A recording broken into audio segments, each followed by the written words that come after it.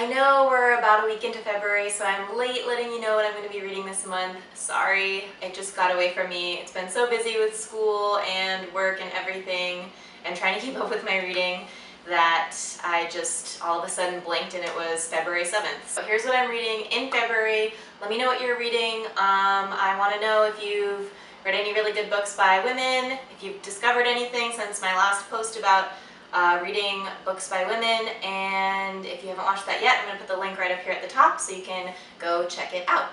Here are the 6 books that I'm hoping to read in February. Like I said, we're already a weekend, so I'll start with the one that I already read. I read Tana, I don't know if it's Tana or Tana, sorry, Tana French. She's an Irish writer, and this is the 6th book actually in a series that I had never read before. I've never read her before, but the series is the Dublin Murder Squad series, and it's just what it sounds like, murder in Dublin. And I really like mysteries and kind of psychological thriller, murder, mystery type stuff, so I really liked this a lot. And also this is by a woman, obviously, and it's about an African, I was going to say African American, but she's not, a black woman. She's Irish, on the squad, so I liked how it dealt a lot with what it would be like to be like one of the only non-white people and one of the only women in her job. So that was really cool, and yeah, the mystery was good, really liked it, read it in like 2 days even though it's long. So like I mentioned, that book was part of a series and the 6th book in the series, but the series supposedly is such that you don't need to read it in order, so technically it was the 6th book because it was the 6th one to come out, like it came out last year, but I decided to go back to the beginning and grab the first book, which is In the Woods. So it's the same murder squad, but every book supposedly is written from a different detective's perspective, which is really cool. They're not all about the same case, they're all about different cases. So right now I just started this one and am enjoying it so far. My 3rd book that I want to finish this month is called Dancing at the Shame Prom, Sharing the Stories That Kept Us Small. And you might remember that I actually talked about this book a couple months back. It's a book of short stories, so whenever I read a book of short stories, I don't like to just breeze through it. I like to read one story at a time and then go back to my other reading, so this has taken me quite a while, but I'm about halfway through now, and I kind of just want to finish it because I feel like I have too many books. I'm reading about 13 or 14 books right now that you're not seeing in this video, so I feel like I'm a little bit too scattered and I want to bring it back down, so I want to finish this one this month.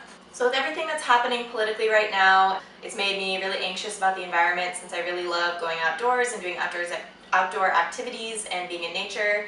And I love like hiking and swimming and stuff like that. So it made me really anxious about the environment. And then I heard of this book called The Hour of Land by Terry Tempest Williams.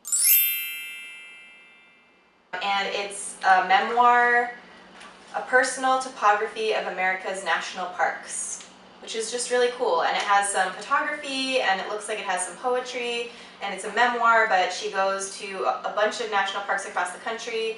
And since I went to Yellowstone a couple years back and the Badlands National Parks and the Teddy Roosevelt, I think it is, the parks in North Dakota, I really like the national parks and I would love to go to more, so this is really perfect for when I need some consolation and inspiration reading about the environment and what our relationship is to it and what we can do to protect it going forward.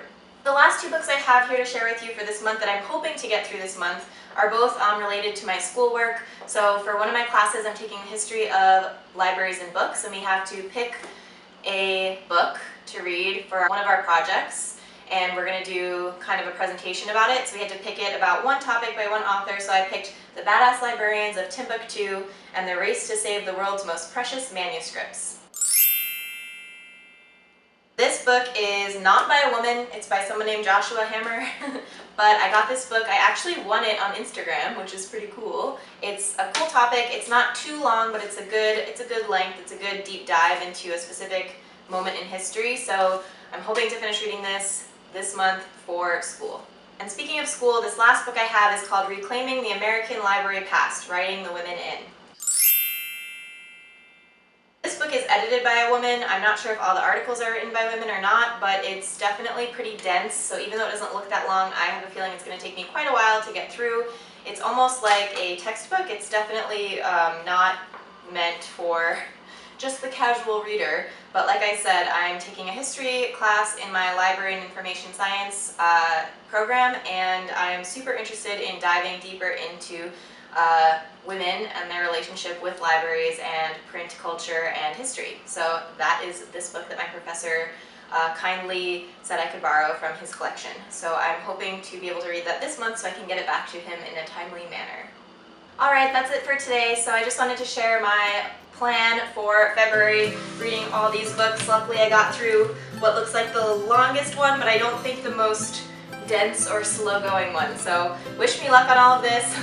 Let me know what you're reading, and I hope you have a good month of February. I know in Hawaii we don't have winter. Luckily, thank goodness, I do not miss that at all, but I know from my years living in New York that February is one of the most depressing months of the year. Good thing it's short, it's the darkest, it's the coldest, it's the time when winter feels like it'll never end, but if it's any consolation, great time to read. Curling up with a blanket or a pet or a cup of tea or whatever you want, and just getting into a great book. So let me know what you're reading. Thanks so much for watching, and have a happy February.